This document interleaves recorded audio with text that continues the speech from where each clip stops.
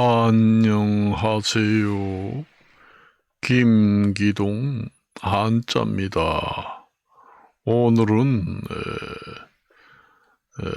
생활하기가 좋은 날씨입니다.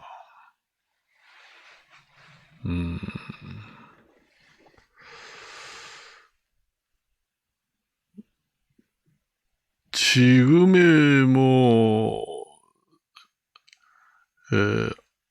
모든 물가가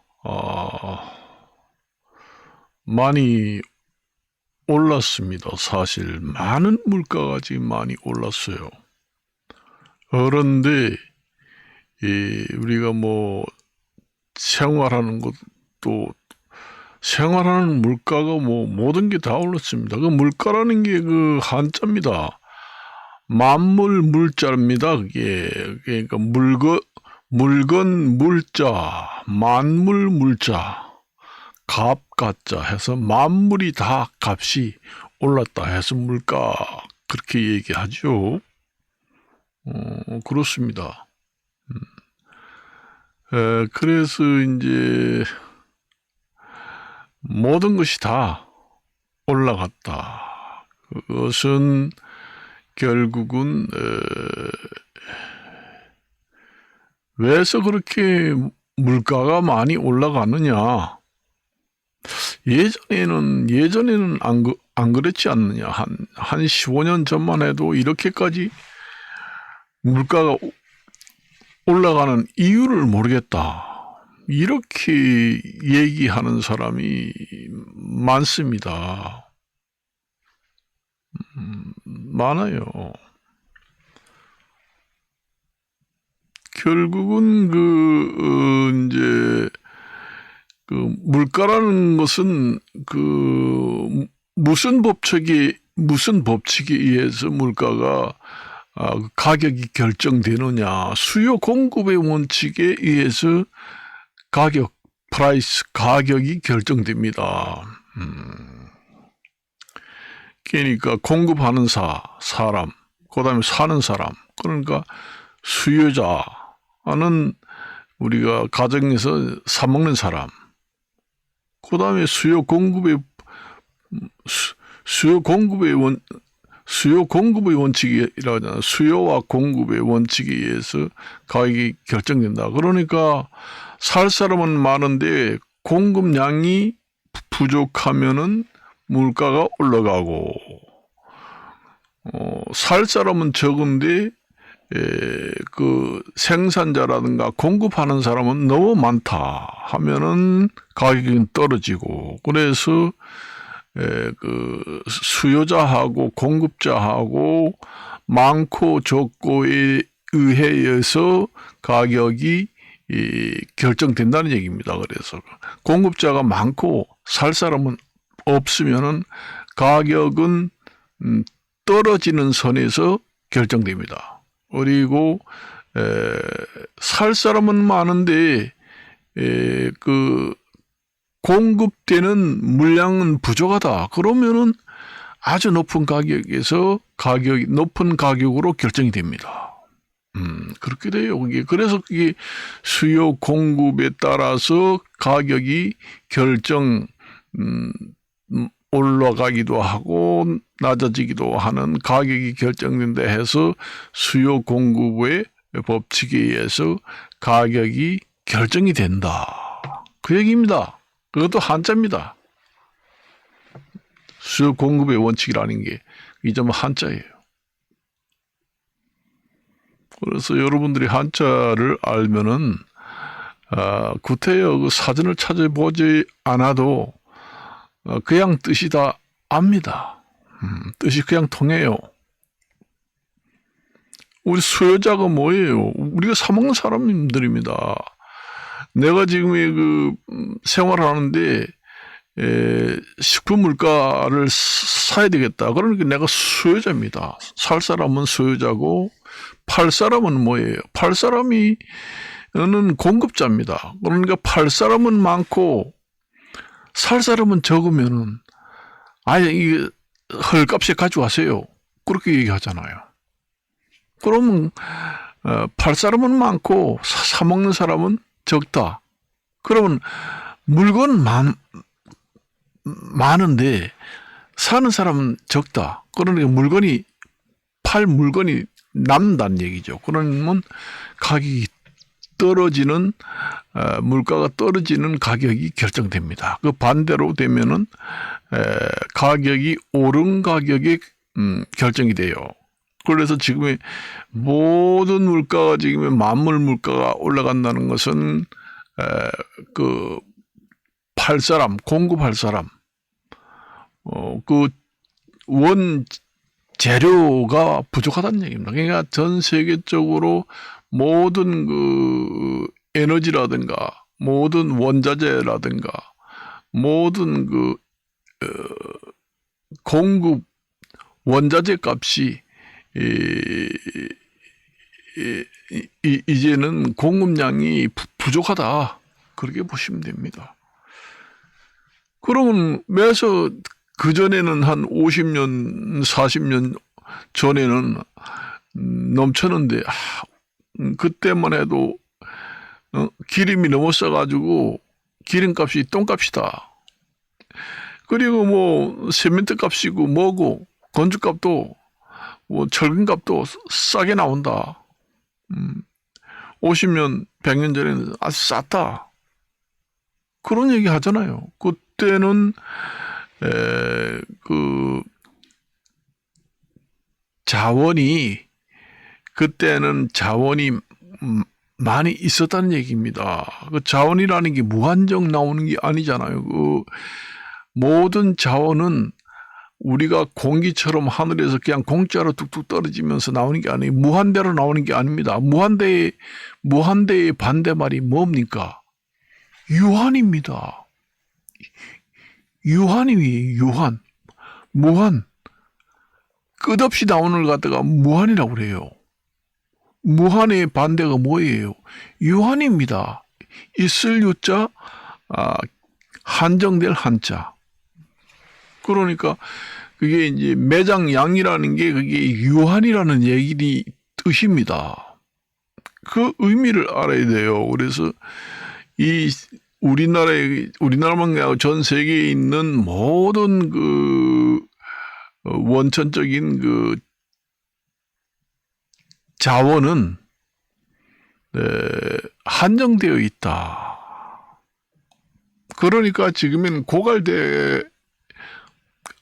너무 많이 이제 쓰다 보니까 이제는 자원을 개발할 것도 없고 쓸 것도 부족하니까 천정부지로 오를 수밖에 없습니다. 쓸 사람은 많은데 더 많이 생산해야 하는데 인구는 지금 80억, 90억까지 계속 올라가면은 인구가 증가한다는 것은 살 사람이 많다는 얘기예요. 그러니까 인구가 증가하면은 내가 살 집도 더 살 거 아니에요. 80억, 90억이 사면은 그 집 살라 하는 사람이 많을 거 아니에요. 사람이 많으면 많을수록 집을 사야 하겠다는 사람이 점점 많을 거 아니에요. 점점 많은데 그 집을 짓는 원자재 값은 증가가 안 된다는 얘기죠. 증가가. 우리가 땅덩어리를 만들어낼 수 있나요? 증가시킬 수 있나요?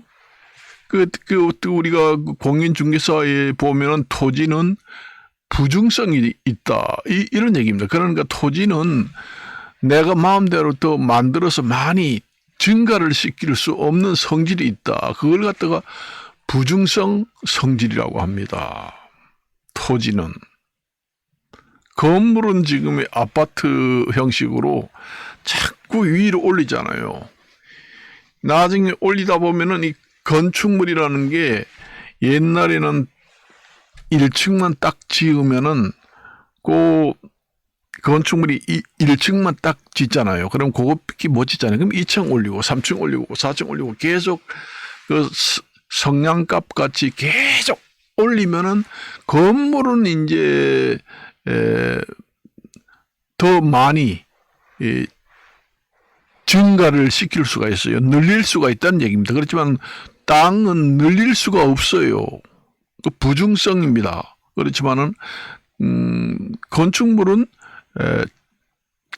늘릴 수가 있기 때문에 증가성이 있습니다. 부중성, 증가성. 건축물은 증가성이 있지만은 땅덩어리는 증가할 수 없는 성질이 있다는 것을 갖다가 부중성 이렇게 얘기하면 그 한자입니다.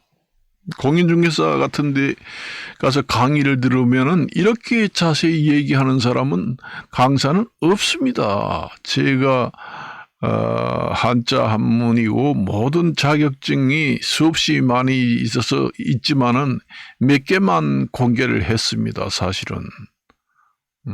그래서 제가 모든 그 사계의 학문에 게재되어 있는 그 뜻은 거의 다 알고 있어요. 법조계도 거의 다 알고 있습니다. 여러분들이 그 법조계에 보면은 뭐 양형 기준이라든가 형벌 종류가 있잖아요. 벌금에서 뭐 금고, 징역, 뭐 사형, 뭐 이렇게 딱 여러 가지 죄형 종목이 있잖아요. 그런 것도 여러분들이 자세히 알아야 돼요. 징역 같은 경우에는 가두어 두기도 하고 일을 해야 됩니다. 밥벌이를 해야 돼요. 그렇지만 금고 같은 경우에는 가두어 놓기만 하고 일은 시키지 않습니다. 그런 차이가 있는 겁니다. 그래서 여러분들이 징역이라고 하는 것은 이 역자가 일을 시킨다는 뜻이에요. 그래서 금고하고 징역하고는 그런 차이가 있어요. 그리고 여러분들이 그 증거가 안 되니까 나라의 전 세계의 지구 땅덩어리에 있는 자원이 더 이상 증가를 시킬 수 없습니다. 부증성이 있습니다. 그게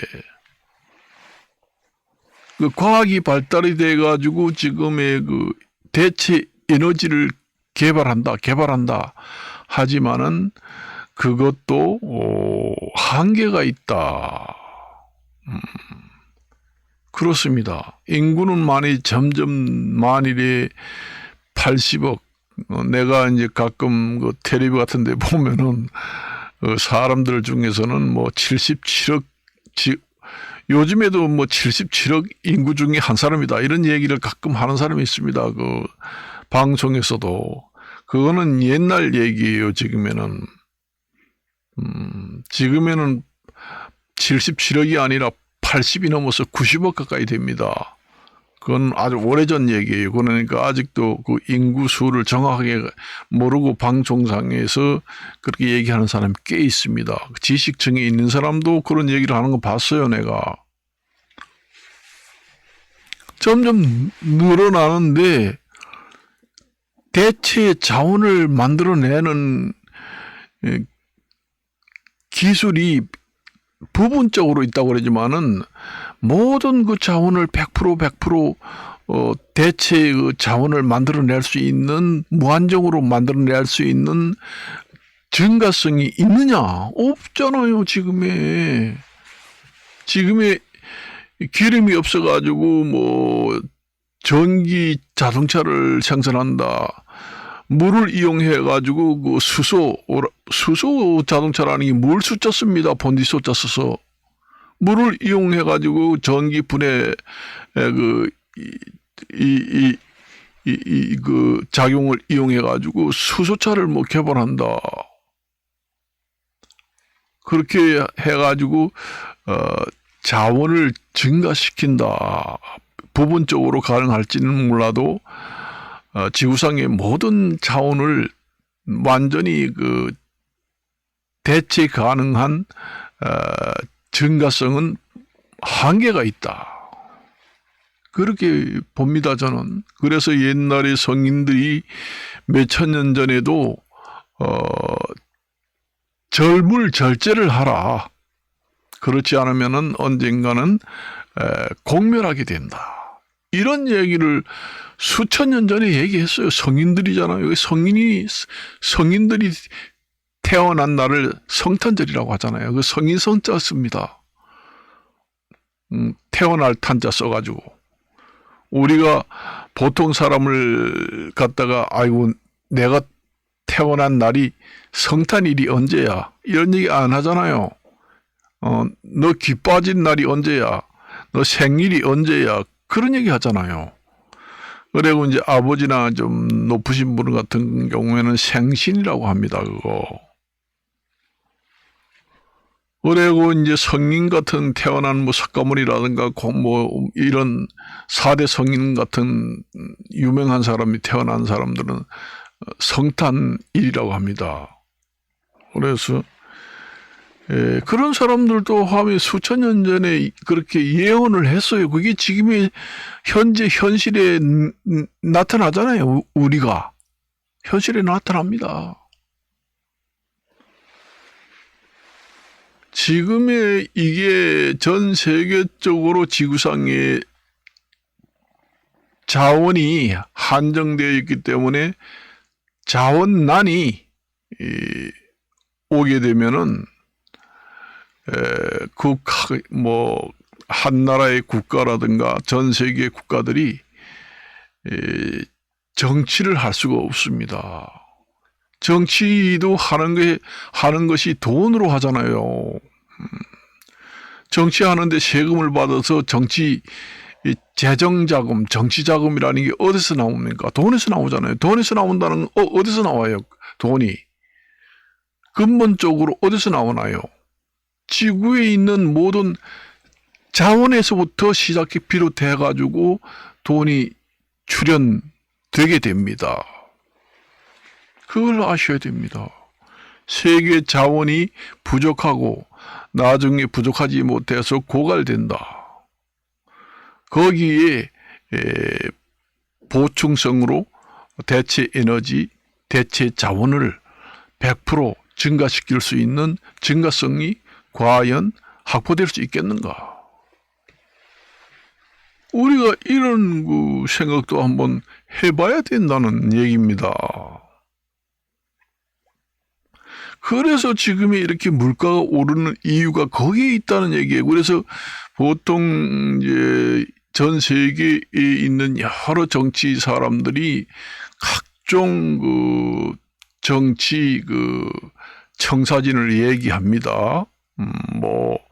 내년에는 후년에는 몇 조 원을 들여서 어떻게 정치를 하고 어떻게 해결을 하고 투입을 하겠다.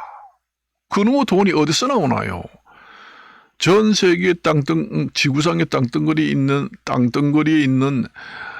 자원이 충분하지 못하고 부족하고 고갈되는 상황에서는 정치할 수 있는 자금도 거기서부터 나오기 때문에 내 마음대로 정치할 수 있는 자금이 충분하지 못합니다. 하려고 해도 못해요.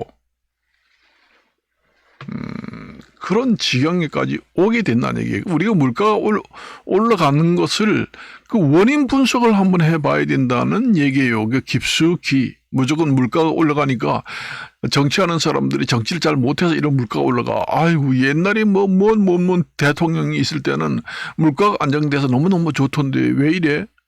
이런 얘기를 하는 사람이 많잖아요. 많습니다. 이제 그렇게 얘기하는 사람들은 이제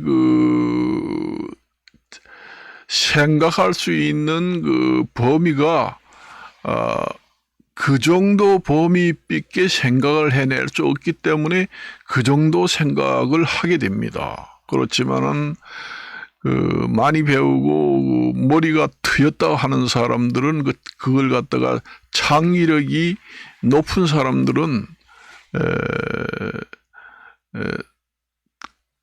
그렇게 얘기하지 않지요. 그래서 수준 차이라는 게 그런 데 있습니다. 사람이라는 게 그래서 기본 실력이 있어야 자기가 생각해낼 수 있는 새로운 창의력을 발휘할 수 있는 능력도 그 기본 지식에 비례해서 100% 200% 이렇게 발휘할 수 있고 상상력, 고찰력 그런 생각해낼 수 있는 사고력의 범위가 넓다는 얘기지요. 그 반대로 이제 기초 실력이 부족한 사람들은 생각할 수 있는 범위가 좁기 때문에 그 정도 범위 내에서 생각을 할 수밖에 없습니다. 그걸 그 사람이 뭐 나쁘다고는 생각할 수 없어요. 사람마다 수준 차이가 다 있으니까 생각할 수 있는 범위가 한정되어 있습니다. 기초 지식이 많고 많이 배운 사람들은 상상력이라는 게 사고력이고 창의력의 그 범위가 엄청나게 넓은 반면에 기초 지식이 부족한 사람들은 범위가 좁고 그러니까 이제 그런 사람들이 얘기하는 것이 이제 아이고 우리나라 대통령제에 누구누구 대통령 할 때는 물가가 그렇게 싸는데 왜 이렇게 비싸? 대통령 때문에 그런 거 아니야? 바꿔야 될 거 아니야? 그 전에 뭐 누구누구 대통령 때는 그런 데는 물가가 얼마나 비쌌어. 그래 외국에서도 그런 얘기합니다. 외국에서도 무슨 대통령이 있을 때는 그래도 물가가 이렇게는 많이 올라가지 않았다. 이런 얘기하면서 정치인 탓으로 돌리고 그 사람이 정치를 잘해서 물가가 다운됐다. 하기야 뭐 물가 정책을 이제 사람이 인력으로 이제 그 범위 내에서 적절히 정치를 발휘해가지고 물가를 안정시킬 수 있는 능력은 어느 정도 그 가동력은 있습니다. 그렇지만은 그 근본 원인은 전 세계 자원이 충분하고 아직 인구도 적을 때 그것도 할 수 있는 인력으로 할 수 있는 물가 정책입니다. 전 세계의 자원이 부족하고 인구가 증가하고 환경이 파괴된 그 여건 그러한 불리한 여건상에서는 인력으로 물가 정책을 한다고 해도 먹혀들지 않습니다. 뾰족한 수가 없다는 얘기죠. 그래요. 여러분들이 그런 생각을 한번 해봤어요? 물가가 이렇게 오르는데 도대체 왜서 이렇게 물가가 오르느냐?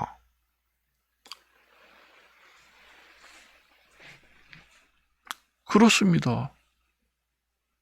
제가 저번 시간에도 얘기했잖아요. 저 강릉 출신이라 가지고 옛날에 제가 뭐 50년대 60년대는 초등학교 다닐 때는 사람들이 별로 없었습니다. 농촌에도 사람이 없어요. 심리 가다가 사람 한 사람 볼까 말까 합니다. 그래서 사람을 하도 보기가 힘들어서 사람이 지나가면은 그 일하던 사람들이 그 논에서 일할 때 또 논에서 일하다가 또 밥을 먹으러 집으로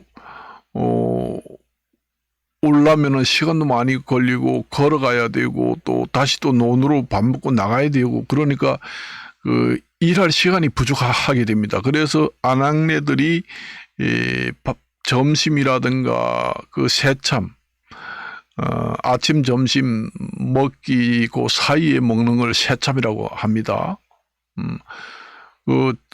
그래서 점심이나 새참 이런 거는 아낙네들이 이제 머리에 이고 아니면은 여러 사람이 이제 그 이동수단을 동원해 가지고 일을 하는 현장까지 음식을 배달해 줍니다. 그래서 거기서 먹어요.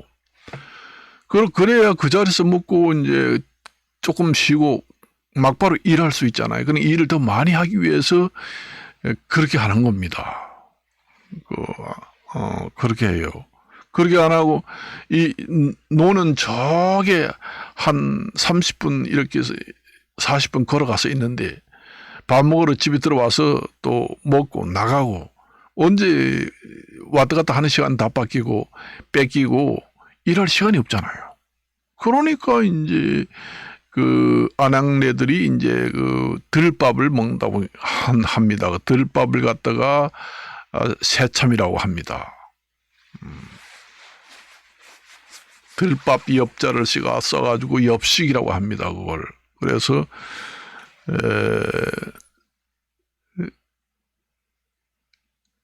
그렇게 이제 먹다가 혹시 그 나그네가 지나가면은 여기 잠깐 들려서 여기 모를 지금 심고 있는데 여기 좀 점심이라도 먹고 가시라고 저 사람을 보내가지고 불러요. 그래서 데려다가 먹이면서 얘기하고 그게 이제 낙으로 삽니다. 그렇지만 요즘에는 사람이 너무 많아가지고 어깨가 부딪힌다 아니면은 뭐 사람을 말이야 기분 나쁘게 막 쳐다봤다든지 아니면은 지나가면서 어깨를 쳤는데 이거 눈이 달린 건지 뭐지 어깨가 쳤어 이러면서 시비를 걸어가지고 살인까지 나고 난리 치잖아요. 지금 세상은 그래요. 옛날에는 사람이 없었습니다. 사람 보기가 드물어가지고 사람 보지 못해서 환장을 합니다. 아니, 거짓말이 아니에요. 솔직히 그래요. 우리 부모님도 그랬어요.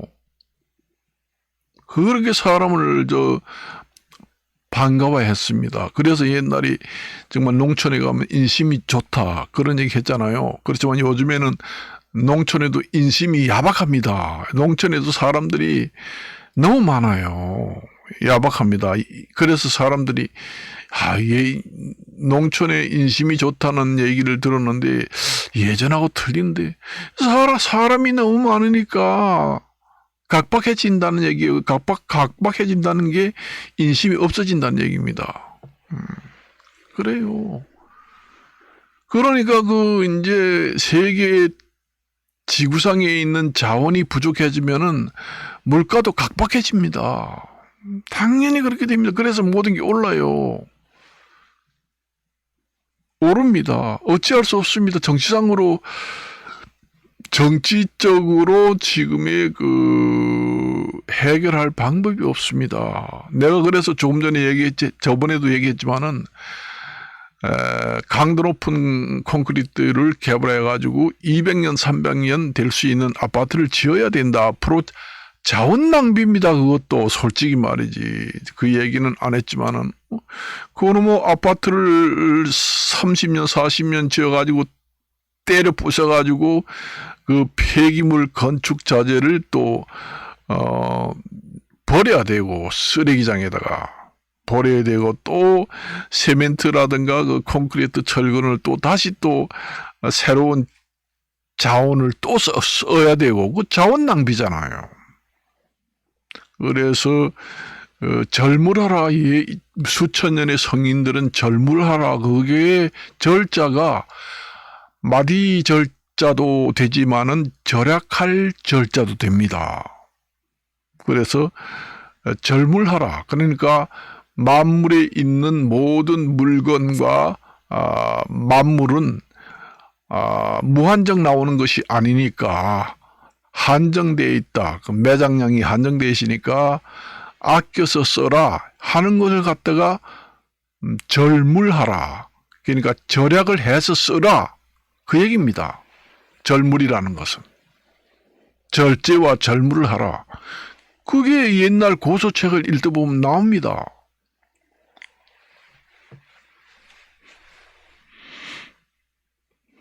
나와요. 지금 현 시점에 우리가 사면초가의 딜레마에 빠진 진퇴양난에 빠져 있는 물가가 거기에서부터 이제 원인이 생겨가지고 빼도 박도 뾰족한 수가 없게 된 이러지도 저러지도 못한 딜레마, 진퇴양난, 사면초가 이런 얘기를 하죠. 그래서 제가 저번 시간에도 얘기했지만은 부동산 경기도 그런 물가라든가 이런 생활, 우리가 실생활의 물가라든가 모든 물가라든가 우리가 일상생활에서 하는 경기, 그걸 갖다가 일반 경기라고 합니다. 일반 경기가 좋아지기 전에는 부동산 경기는 좋아질 수가 없습니다. 일반 경기가 좋아져야 거기에 이제 부수 쪽으로 따라오면서 경기가 좋아지는 게 부동산 경기이기 때문에 앞으로 자원 부족이라는 것은 증가성이 없기 때문에 해결 방법이 없습니다. 그 해결 방법이라는 것은 달나라에 가서 자원을 확보할 수 있는 길이 대안이다. 그렇게 보시면 됩니다. 지금의 무슨 신기술을 이용해 가지고 지구상에 있는 모든 자원을 100% 증가시킬 수는 없습니다. 부분적으로는 대체 에너지라든가 대체 자원을 증가시킬 수는 있겠지만은 전체 자원을 100% 증가시킬 수는 없기 때문에 가장 확실한 명약관화한 확실한 방법은 외계에 있는 태양계에 있는 행성들 중에서 자원을 확보해야 된다. 천체를 이용해야 된다. 그 얘기입니다. 달나라 아니면은 화성. 달나라에 가가지고 인구가 살게 되면은 거기에 달나라의 인구가 만일에 한 10억 정도가 살 수 있다. 그러면은 거기에서 다시 또 나사 우주센터와 같은 그런 과학 첨단 시설들이 건설되게 되면은 거기서 또 화성으로 가기는 거리가 단축되잖아요. 그래서 태양계, 그 행성계 이런 데를 개발해 가지고 외계 위성들을 확보해서 자원을 확보하면은 전 세계 인구가 증가한다고 해도 충분히 물가 안정이 되고 옛날 50년, 100년, 200년 전에 똥값이 되는 물가 안정이 될 수 있는 대안이 될 수 있는 가장 확실한 방법이다. 저는 그렇게 봅니다.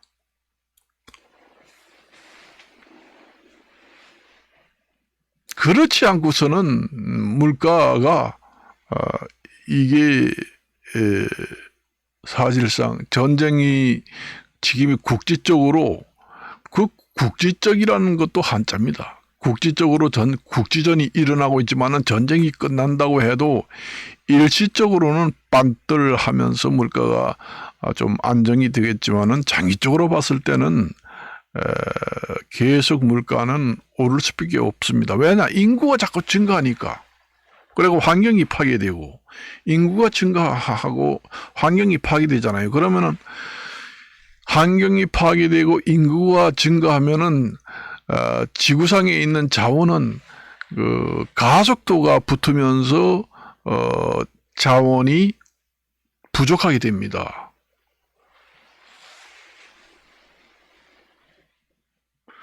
그런 상태에서 물가를 금리로 조정할 수는 없겠지요. 당연히.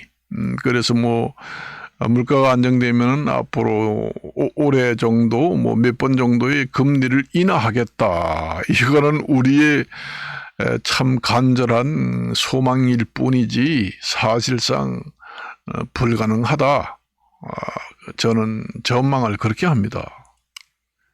인구가 계속 증가해가지고 점점 자원 소비는 많은데 자원은 소비가 점점 많아가지고 점점 빨리 고갈되고 하는데 인구는 점점 줄지도 않고 환경은 점점 파괴되고 물가는 점점 상승하는데 그 금리를 인하할 수 있나요? 한 국가에서 금리를 인하하게 되면은 시중에 그 풀려 있는 통화량, 돈이 많이 사회의 통화량이 돈이 많이 풀어져 가지고 사회에 돌아다니게 되면은 그게 또 물가를 자극하게 됩니다. 경제 원리라는 게 그래요. 금리를 올린다는 것은 돈을 축소를 해가지고 많이 풀려나지 못하게 목줄을 조여서 은행에다가 전부 다 집어넣겠다는 얘기입니다. 그래요. 그래서 이제 화폐 단위도 너무 지금의 화폐 단위가 너무 커가지고 생활에 불편이 많습니다. 그래서 옛날에는 화폐 계획을 하는 근본 취지는 여러 가지가 있지만은 음성적으로 지하 경제의 돈을 양성화시키기 위해서도 화폐 계획을 하는 경우도 있고, 또 사람들이 실생활에서 물가가 너무 많이 올라가지고 화폐 단위가 너무 크다 보니까 지불 능력 이런 수단으로서 너무 불편하다. 그래서 화폐 계획을 하는 이유도 있고, 여러 가지 화폐 계획을 하는 근본 취지가 여러 가지가 있습니다. 그래서 우리나라도 이제 화폐 계획을 할 때가 됐다. 제가 볼 때는 그렇습니다.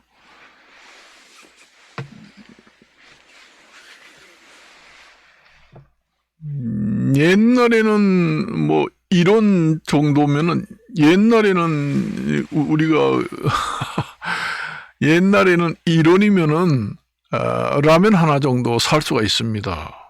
그러니까 얼마나 편해요. 1원은 가지고 다니기도 편하고, 만일에 10,000원짜리만 되면은 집 한 채를 사요. 그러니까 단위가 그렇게 가치가 있게 되면은 사람이 사용하기도 쉽습니다. 그래서 옛날에는 억만장자라고 하잖아요. 억만 원만 있으면은 엄청나게 부자다. 옛날에 라면 하나에 1원 이렇게 할 때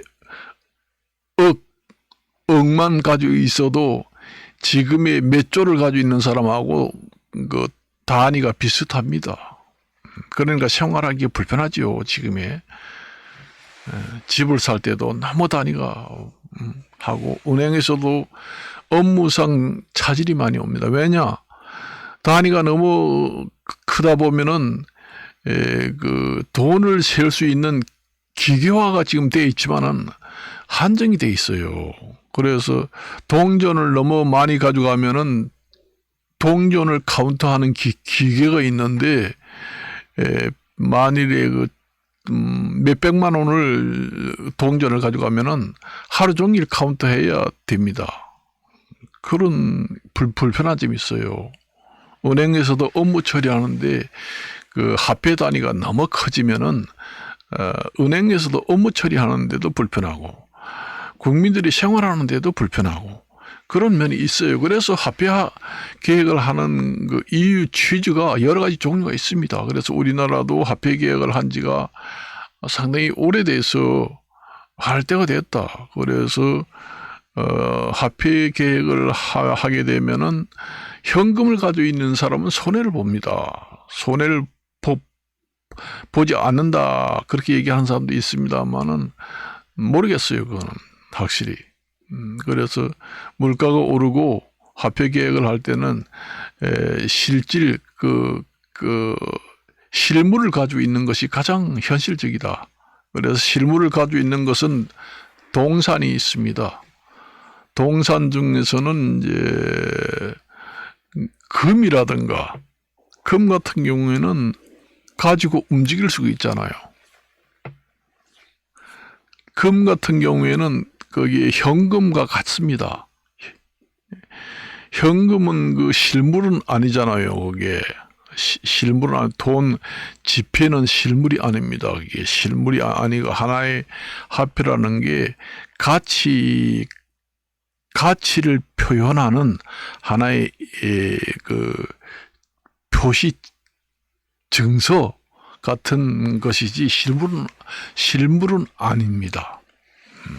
아니에요. 그래서 집이라든가 아니면 집이라든가 땅이라든가 금이라든가 이런 것은 실물이잖아요. 실제 물건을 유치를 하고 있다.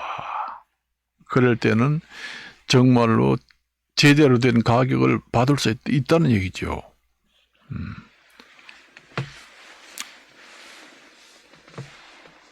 그래서 준 부동산이라도 하고 부동산이라도 하고 그래요. 그래서 우리가 그 물가가 올라가는 원인을 우리가 알아야 됩니다. 물가가 올라간다 해서 이제 수준이 생각할 수 있는 그 사람에 따라서 그 학식이라든가 모든 그 교육 수준이라든가 이런 데 따라서 그 국민들이 그 생각할 수 있는 범위가 국민 개개인이 다 틀립니다. 그러니까 아이고 그 전에 대통령 있을 때는 물가가 쌌는데 왜 이렇게 비싸? 이게 나라 정치하는 사람들이 크게 잘못하는구만. 다음 대통령을 다른 사람을 뽑아야 되겠다 하는 수준 그렇게 얘기하는 사람들은 그 사람의 학식이라든가 모든 그 생각해낼 수 있는 수준 범위가 그 정도밖에 안 되기 때문에 그 정도 범위에서 생각해낼 수 있는 게 그 정도밖에 안 됩니다. 그러니까 우리가 그렇게 얘기하는 사람을 미쳤나 이렇게 얘기하면 안 돼요. 그 사람의 수준이 그 정도니까 그 정도의 범위에서 생각할 수밖에 없다. 그 이상은 생각할 수가 없습니다. 상상도 못하는 수준이에요. 우리 국민들이 5천만 명이라고 생각을 한다면은 5천만 명 중에서 개개인이 그 학식의 수준이라든가 그 모든 지식 수준, 생각할 수 있는 그 수준의 범위, 창의력 이런 모든 그 범위가 다 틀립니다. 그래서 사람마다 다 틀려요. 그렇게 얘기하면 아이고 미쳤나 그 정도 생각밖에 못해? 아유 참 답답하구만. 좀 배워라. 그렇게 얘기하면 안 됩니다. 옛날에 그 성인들은 이런 얘기를 해요.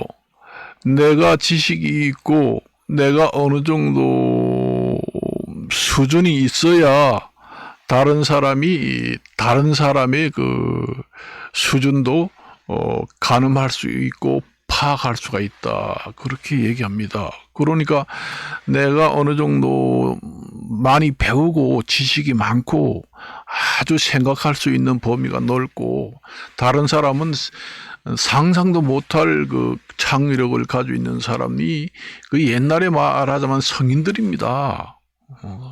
성인들은 그래서 옛날에 그 열반에 올랐다 하는 사람들을 갖다가 우리가 성인이라고 합니다. 그러니까 깨달음을 가졌다는 얘기죠. 그러니까 우리가 보통 사람들은 그 열반에 들지 못한 중생들 같은 경우에는 생각해낼 수 있는 범위는 손바닥만 하다고 하면은 그 열반에 들고 지식을 많이 도를 닦은 사람들은 자동차만큼 크기만큼 생각할 수 있다. 그렇게 봅니다.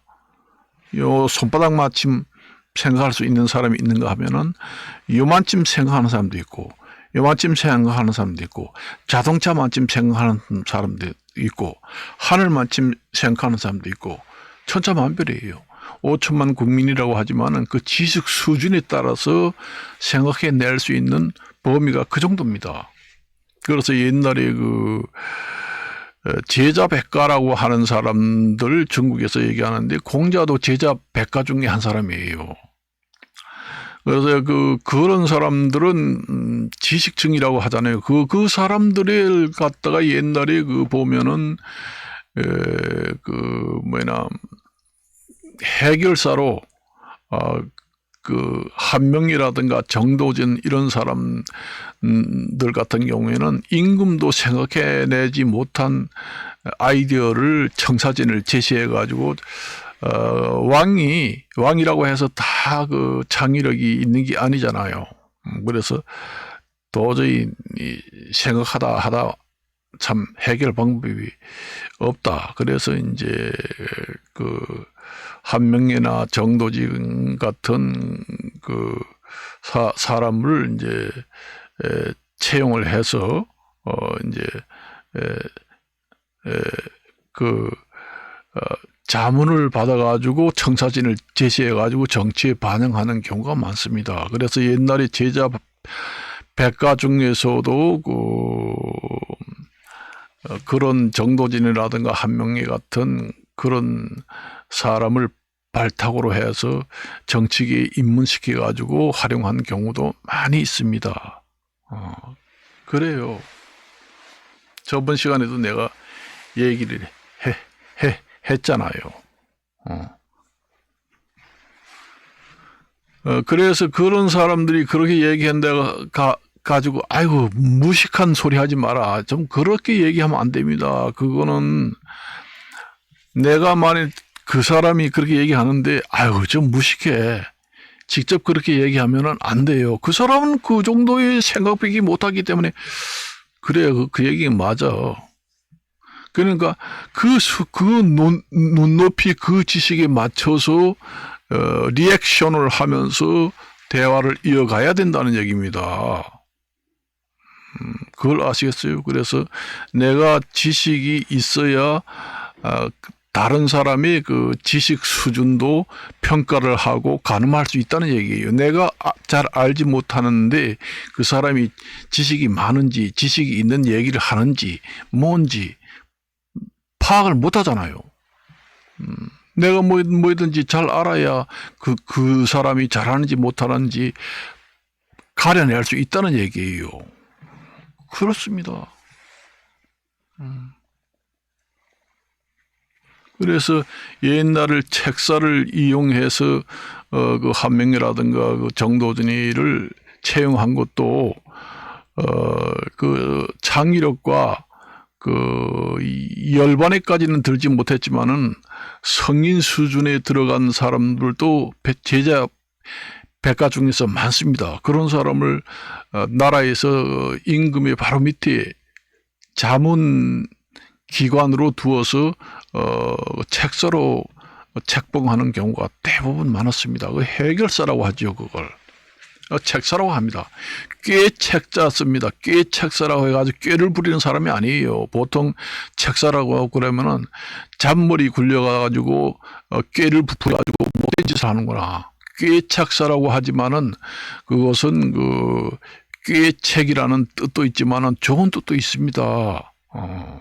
그 아주 그 어려운 해결할 수 없는 아주 심오한 그런 아이디어를 발휘해 가지고 한 나라의 정치 발전에 큰 헌신을 한 그런 경우를 의미하는 뜻도 있습니다. 그래요. 그걸 아셔야 됩니다. 우리가 보통 이제 얘기를 하게 되면은 뭐 행정 경험이 있느냐 아니면은 뭐 사업을 해가지고 사업 경험이 있느냐 이런 얘기 하잖아요. 그러니까 행정 경험이 있으면은 그 행정을 많이 하다 보면은 거기서 지식이 쌓여가지고 행정 능력이 다른 사람보다 그 행정 능력을 발휘할 수 있는 범위가 넓어진다는 얘기입니다. 그